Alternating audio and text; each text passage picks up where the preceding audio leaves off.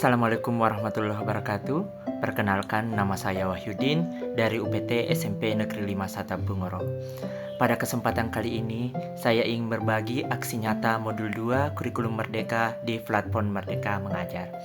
Topiknya yaitu mengapa kurikulum perlu berubah. Sebelum melangkah lebih jauh, mari mengenal kurikulum lebih dekat. Apa itu kurikulum?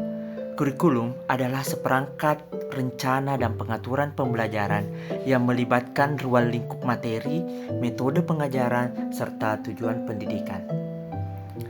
Kemudian, apa yang dimaksud dengan kurikulum merdeka? Kurikulum merdeka adalah kurikulum dengan pembelajaran intrakurikuler yang beragam, di mana konten akan lebih optimal agar peserta didik memiliki cukup waktu untuk mendalami konsep dan menguatkan kompetensinya. Kemudian, bagaimana sih kurikulum yang baik? Kurikulum yang baik bersifat dinamis, inklusif, relevan, dan menyeluruh, mengintegrasikan keterampilan akademis dan kehidupan, serta responsif terhadap perubahan. Kemudian, apa sih fungsi kurikulum? Kurikulum berfungsi sebagai panduan utama dalam proses pembelajaran, menetapkan standar pencapaian, dan mengarahkan metode pengajaran, serta menyediakan kerangka evaluasi. Selanjutnya, apa saja komponen-komponen dari kurikulum? Ralph Tyler menyusun model Taylor yang mengidentifikasi 4 komponen utama dalam perencanaan kurikulum. Yang pertama, tujuan. Yang kedua, pengalaman pembelajaran. 3, penilaian. Dan yang keempat, pemilihan materi. Kita lanjut ke inti dari pembahasan kita. Mengapa kurikulum perlu berubah? Kurikulum bersifat dinamis dan mengikuti perkembangan zaman dan kebutuhan murid, sehingga kurikulum juga berubah seiring dengan hal tersebut. Setidaknya ada 8 alasan mengapa kurikulum perlu berubah.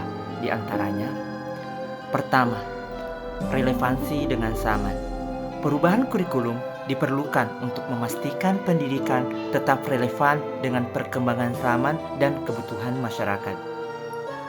Yang kedua, pengembangan keterampilan abad 21. Kurikulum perlu berubah untuk memasukkan pengembangan keterampilan abad ke-21 seperti kreativitas, kolaborasi, dan pemikiran kritis agar siswa siap menghadapi tuntutan masa depan.